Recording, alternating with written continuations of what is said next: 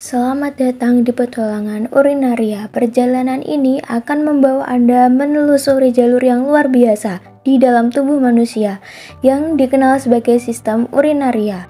Proses pembentukan urin. Petualangan ini dimulai dari manusia yang setiap harinya wajib membuang zat-zat metabolisme, salah satunya buang air kecil dengan mengeluarkan urin. Urin biasanya mengandung zat yang sudah tidak diperlukan oleh tubuh, sehingga perlu dikeluarkan. Urin adalah hasil sisa metabolisme yang melalui proses ekskresi dari ginjal yang kemudian dikeluarkan dari dalam tubuh melalui saluran kemih. Ginjal adalah saluran ekskresi yang berperan penting karena membuang proses metabolisme melalui urin. Ginjal berfungsi menyaring darah yang mengandung zat metabolisme dari sel di seluruh tubuh. Ginjal terletak di kanan dan di kiri tulang pinggang. Ginjal kiri letaknya lebih tinggi dari ginjal kanan. Ginjal berwarna merah dan mengandung banyak darah. Perlu ketahui sahabat, ginjal mempunyai 3 lapisan, yaitu lapisan terluar dari korteks renalis atau kulit ginjal dan kapsul fibrous. Bagian tengah ada medula renalis dan calyx. Lalu lapisan terdalam rongga ginjal adalah pelvis renalis dan arteri vena. 3 tahapan pembentukan urin. Yang pertama, filtrasi, kedua, reabsorpsi, ketiga, augmentasi. Filtrasi atau penyaringan.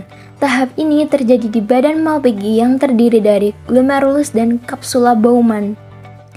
Glomerulus ini bertugas untuk menyaring darah-darah yang mengandung sisa metabolisme dan akan disaring karena dapat menjadi racun untuk tubuh.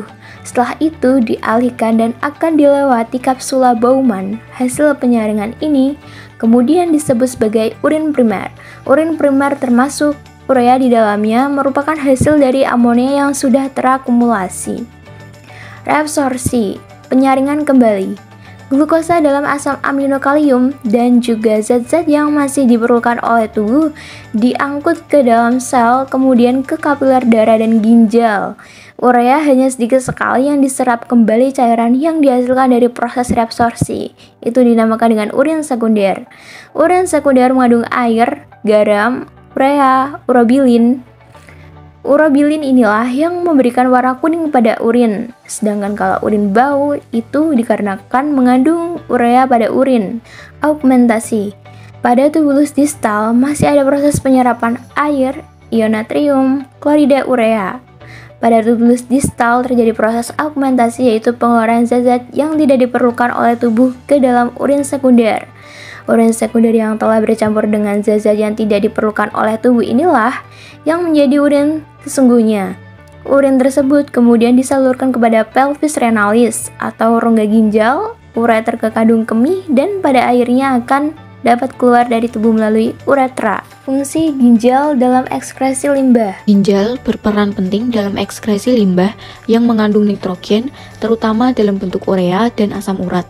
Mereka menyaring darah untuk menghilangkan limbah-limbah tersebut dan menjaga keseimbangan air dan elektrolit dalam tubuh. Kemudian, limbah-limbah ini dikeluarkan dalam bentuk urin melalui saluran kemih. Struktur, fungsi, cara kerja kandung kemih. Mari kita lihat fisiologi saat berkemih. Saat urin memenuhi kandung kemih, sel payung yang terdapat pada kandung kemih akan meregang saat terisi. Pengisian ini dibantu oleh relaksasi pada lapisan otot pada dinding kandung kemih, yaitu otot detrusor. Pada saat yang bersamaan, kandung kemih terisi urin dan keluar melalui uretra. Uretra dikelilingi beberapa otot yang mencegah urin keluar. Terdapat otot sphincter interna yang merupakan otot involuntar dan terbuka. Ketika kandung kemih setengah terbuka, terdapat otot sphincter eksterna yang merupakan venteri. Itulah mengapa kita bisa menahan keluarnya urin dengan menegangkan otot. Ketika saraf dinding kemih merasa telah penuh, maka akan mengirim impuls ke medula spinalis pada level S2 dan S3 yang merupakan pusat berkemih dan pons pada otak atau refleks berkemih. Hal ini menyebabkan stimulasi parasimpatik dan stimulasi simpatik yang menyebabkan kontraksi otot detrusor dan relaksasi otot sphincter interna dan menurunkan stimulus pada sphincter eksterna untuk membuat menjadi rileks. Pada saat ini proses berkemih terjadi. Kandung kemih adalah organ berongga yang berfungsi menyimpan urin sebelum dikeluarkan dari tubuh melalui saluran kemih.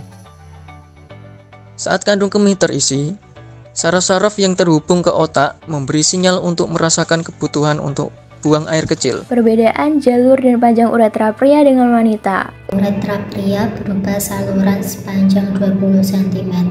Saluran ini berada di dalam penis yang ujungnya dapat terlihat pada pangkal organ intim pria tersebut. Uretra yang terdapat dalam penis berfungsi untuk mengalirkan air seni yang tertampung di kandung kemih agar bisa keluar dari tubuh. Uretra pria juga berfungsi sebagai organ reproduksi. Saluran tersebut bertugas mengeluarkan air mani yang berisi sel sperma. Sedangkan uretra wanita berukuran jauh lebih pendek dari pria, yakni hanya sekitar 4,8 cm. Ujung uretra wanita berbentuk lubang kecil yang terletak di atas lubang vagina. Pendeknya bagian ini membuat wanita lebih rentan terkena infeksi saluran kemih. Berbeda dengan pria, fungsi uretra pada wanita hanya sebagai saluran pembuangan urin saja. Struktur organ sistem urinaria wanita yaitu terdiri dari klitoris, vestibul, labia minoria, Bartholis glands, dan urethral orifice.